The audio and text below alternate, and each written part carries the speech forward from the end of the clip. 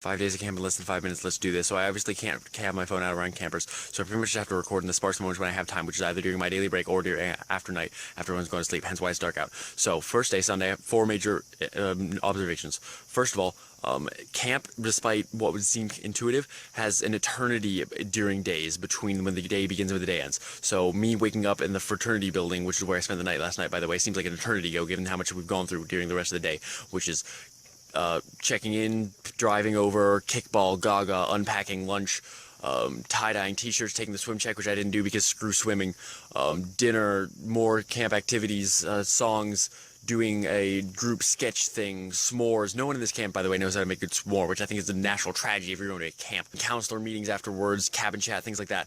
It's been a really long day. Second observation, it's really weird how many names have transferred over from the Notre Dame camp to camp here, like Cheetah, Squid, Maverick, Dash, all these names are names that people at Notre Dame camp had, and people here had too, different people, which is weird. Three, my camp here, my group habit is smaller than it usually is. That I remember, there's only me and Toothless, who is a great guy, by the way, as the counselors, and then 5 campers. And 4, despite being at Camp Kesem longer than pretty much everyone else here combined, I can't shake this unshakable feeling that, like, I am not qualified to be here. Like, everyone else here seems like they know what they're doing a lot more than I do. Like, Toothless is taking the leadership role a lot more easily than I have, even though I'm technically the unit leader, so that's going to be interesting to deal with. Anyway, tomorrow, Monday part 1, I'm exhausted, and I only got about 6 hours of sleep last night, and it's looking like that's going to continue to be my schedule for pretty much the rest of the week.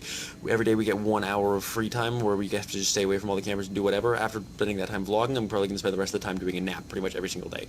2 things. Thing 1, in Wet Hot American's number first day of camp, there's this running gag where an impossible amount of things happen in a 24-hour period, but really that's not even that much of an exaggeration now that I'm actually at camp and really thinking about it. I mean, there's so much that happens in a given 24-hour period. Thing number 2, the camper was always like, you should show up at camp and have fun, but as a counselor, it's amazing how every single second you have to be expending energy to make sure that everyone is having fun and make sure that everyone is as enthusiastic as possible. Monday part 2, I've always described Kesem as a really intense week-long bonding session. That applies still true. We've been here less than 36 hours, and I'm already starting to get to know a lot of people really well. Also, I'm developing this little pimple here, and I'm not really happy about it. Tuesday part 1, this is about half of our campsite. One of the side effects of going to camp and running around a lot is that you also eat a lot, which means you also poop a lot. What I'm trying to suggest here is that I've clogged at least 2 toilets since I've been here. I just got done from my nap and I found out that they moved my mattress. Clever boys, but little did they know that I could find the mattress. Tuesday part 2, the eyeshadows are growing deeper, the voices are growing hoarser, and the attempts to get the campers to quiet down have grown less and less effective. Every second that I've spent around Northwestern kids reminds me of all the things that I both love and hate about being people around. It's amazing. Looking back over the first half of the week, I'm reminded mostly of how much I think I'm really going to miss these kids, and I don't have any kind of form of contact with them over the course of the next year. I really do like these kids, and it's a shame that I won't be able to contact them over social media or anything like that. Wednesday part 1. Today we had the empowerment ceremony, which I'm not really going to talk about, not because it's not important, but because it's really so important that it really deserves its own video.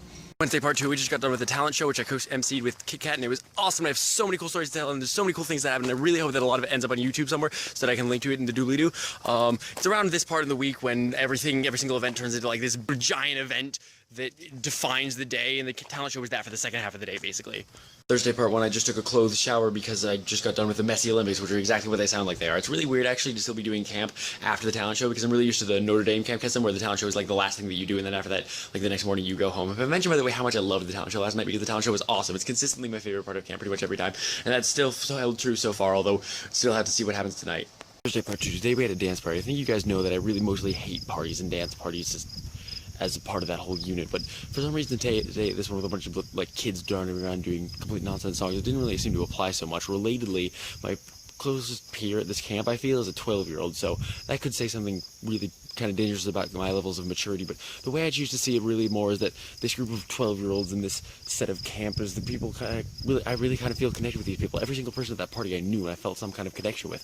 So I think that was maybe the most important thing about Camp Kesem to me, that maybe it's not the single group of people who I feel closest with, but it's the most that I've ever really felt a part of a community. Friday, I'm back in Evanston. I've reached a whole new level of exhaustion. I want to really emphasize that more happened during this week than I could possibly fit into a sub 5-minute video, but now it's over, and pretty much all that's left is the debrief and the after party, which I am going to attend for some reason because I guess I never learned my lesson. Maybe it'll be different because of the whole community thing, but anyway, in less than 24 hours I'll be back home, back in South Bend, and I'm sure I'll be greeted with a lot of questions about was camp great and did you have a good time, and it was, and I did, but I think those questions are really kind of missing the main point, because I think the main point of camp as a counselor isn't necessarily just to be there to have a good time, it's to be able to give a group of kids the best week of their entire year, and I think on that front we did okay. So Camp Kesem, I'll see you again next year.